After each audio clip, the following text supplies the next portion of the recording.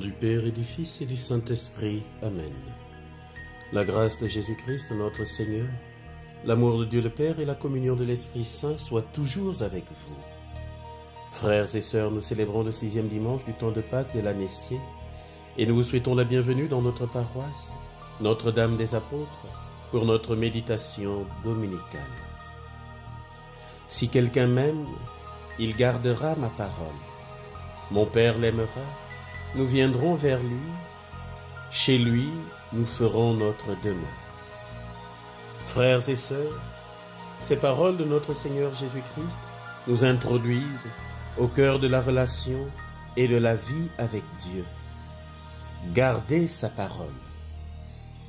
Ainsi, pour nos chrétiens, garder la parole de Jésus, ce n'est pas seulement la connaître du bout des lèvres, la réciter.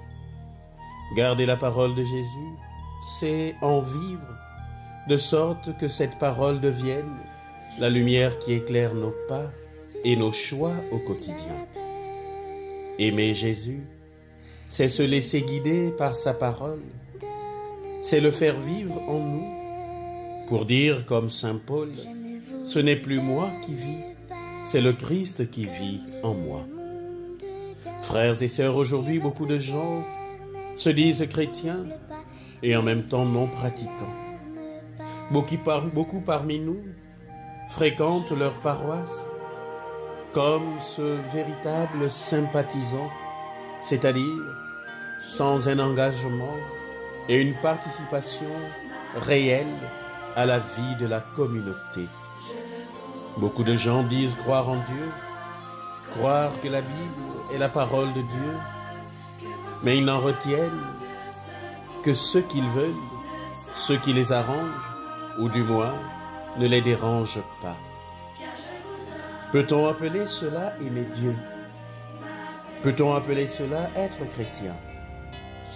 Frères et sœurs, le Seigneur nous promet le défenseur, l'Esprit Saint qui nous rendra constant et cohérent dans notre vie de foi, car il nous enseignera tout. En effet, l'Esprit Saint, esprit de discernement et d'intelligence, fera correspondre notre vie à la parole de Dieu et nous fera vivre en enfants de Dieu. L'Esprit Saint est donc pour nous ce paraclet, ce défenseur qui intervient quand nous sommes mis en cause au nom de notre foi. Frères et sœurs, l'Esprit Saint nous pousse alors sans relâche au choix qui nous libère de la servitude des choses de ce monde. C'est pourquoi le Seigneur nous dit ce matin, frères et sœurs, je vous laisse la paix, je vous donne ma paix. Ce n'est pas à la manière du monde que je vous la donne. Que votre cœur ne soit pas bouleversé ni effrayé. La paix, selon notre monde, est tout simplement l'absence de bombardements et de conflits. Dès qu'il y a conflit, la paix n'existe plus. Notons, frères et sœurs, que cette paix-là, la paix du monde, est extérieure à l'homme, est extérieure à nous. C'est la paix de nos structures. Frères et sœurs, ce n'est pas cette paix dont nous parle le Seigneur.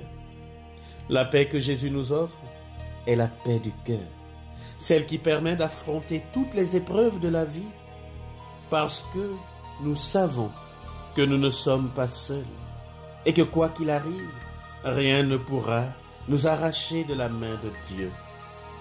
Frères et sœurs, au milieu des grandes tempêtes qui s'abattent sur notre monde, au milieu des conflits qui font de nos familles, de nos communautés paroissiales, de nos milieux de travail des champs de bataille, ne baissons pas les bras, n'ayons pas peur de demander la paix à Jésus.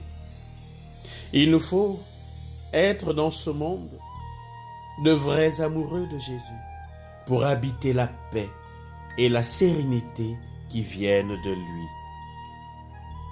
Mais demandons-nous ce matin, frères et sœurs, dans notre Église, Sommes-nous vraiment encore croyants? Sommes-nous vraiment encore amoureux de Jésus, au point de lui faire confiance, au milieu des événements que nous traversons, au point d'accueillir sereinement les épreuves et les difficultés, quelles qu'elles soient? Frères et sœurs, demandons au Seigneur l'esprit de discernement et d'intelligence pour comprendre aujourd'hui et à chaque Eucharistie le vrai sens des Écritures, le vrai sens de la parole de Dieu. Demandons au Seigneur la paix qui vient de lui, afin d'en être des artisans au milieu de nos frères et de nos sœurs. Loué soit Jésus-Christ, à jamais.